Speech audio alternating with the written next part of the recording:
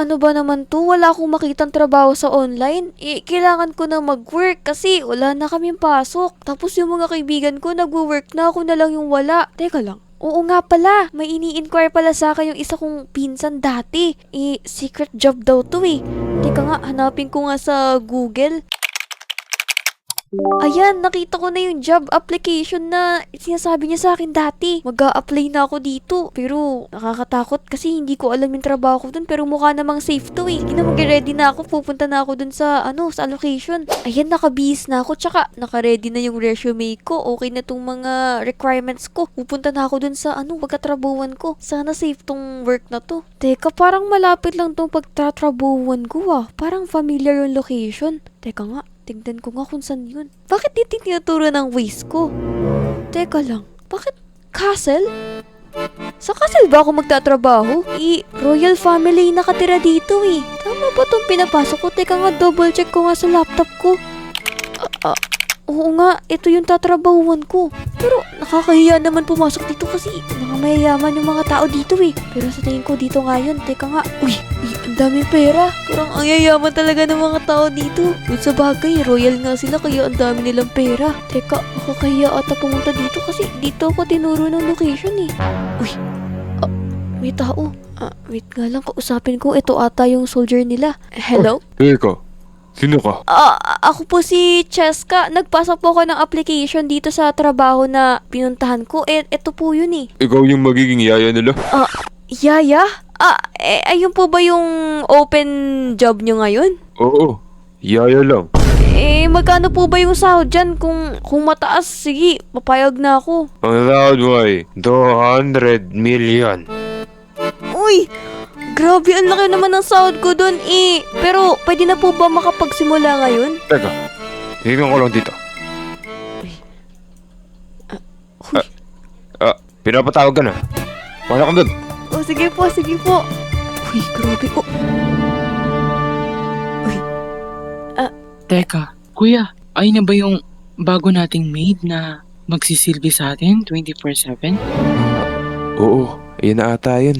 Parang hindi siya bagay maging maid natin kasi parang sobrang ganda niya. Kaya nga, parang masyado siyang maganda para maging maid natin. Teka lang. Ayun yung tatlong prinsipe na magkakapatid ah. Yung crush ng bayan. Teka lang, nakakahiya kasi mga papopogi yun tsaka mayayaman.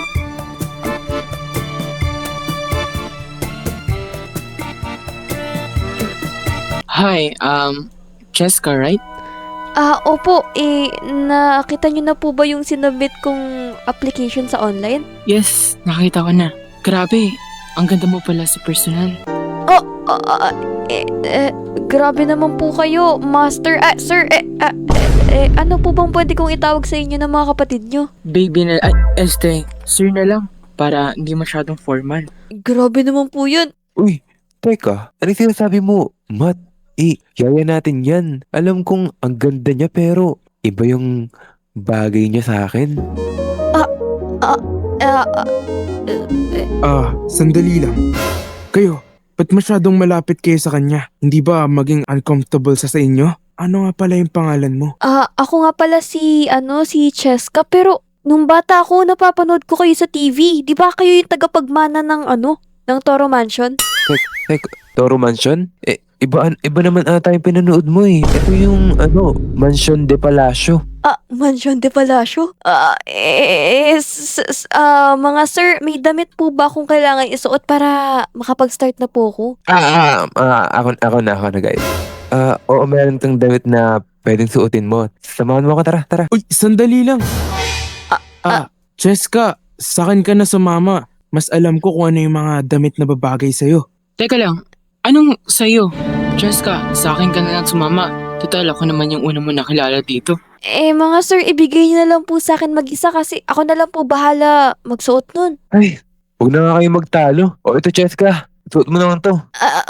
Sige sir. Susuotin ko na. Grabe, okay naman pala tong pinasuot nila sa akin. Parang yung mga maid na napapanood ko sa palabas. Teka nga, ay grabe, asan ba sila? Uy, teka, mukhang kumakain na yung mga prinsipe ata dito. Wait nga lang, maglilinis ako, baka mapagalitan ako eh. Ang tagal naman ang yaya na hinire nyo.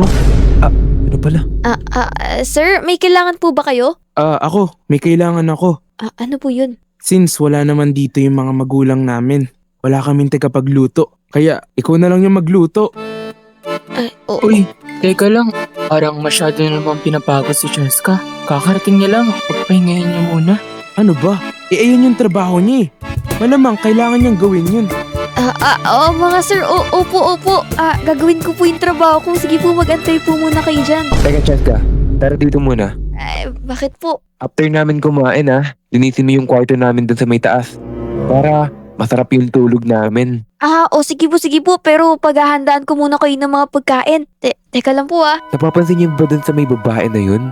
Parang napapansin ko. Ang ganda niya. Tsaka, di ba, naghahanap tayo ng mga royal princess para pagka naging king tayo, may asawa na tayo. Anong plano mo? Siya ba yung gagawin mong asawa? Paano kapag nauna ako? Anong nauna? Teka lang. Ako una nakakilala sa kanya kanina. Tama na nga kayo. Mas bagay nga kami ni Cheska. Kapag naging king na ako, magiging queen na siya. Di ba ang bagay namin? Sa 24 hours na pagtatrabaho niya dito, kung kanino siya may in love, ayun ang magiging panalo. Ano? Sige ba? Pustahan na lang kung kanino siya unang may in love. O sige, game! Game din ako. Game din ako. Grabe naman yung mga prinsipe dito. Medyo weird sila mag-actingan. Para naman silang mga tropa. Akala ko yung mga prinsipe, mga masusungit, tsaka nonchalant lang. Teka, dadaling ko na nga tong pagkain na to. Mga prinsipe, andito na po yung mga pagkain nyo. Anong tawag sa luto na yan? Ito po yung steak na niluto ko po. Uy, parang ang sarap naman yan Salamat. Nagabala ka pa.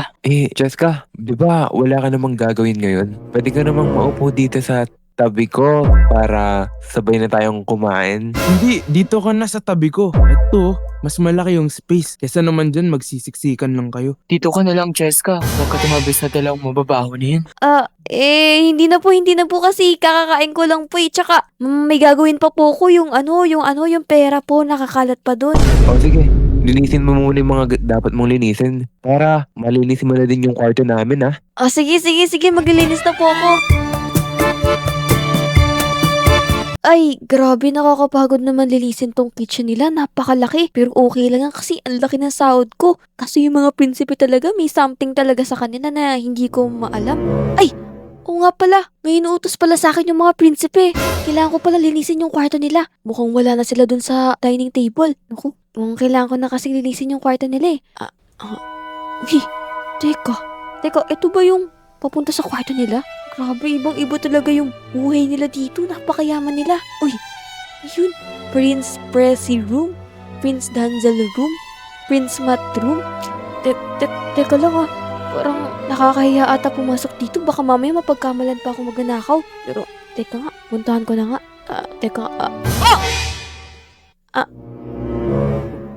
Cheska, anong ginagawa mo dito? Sorry po sir kasi sabi niyo po maglinis po ako, di ba? Ang tagal mo naman kasi din maglinis sa baba.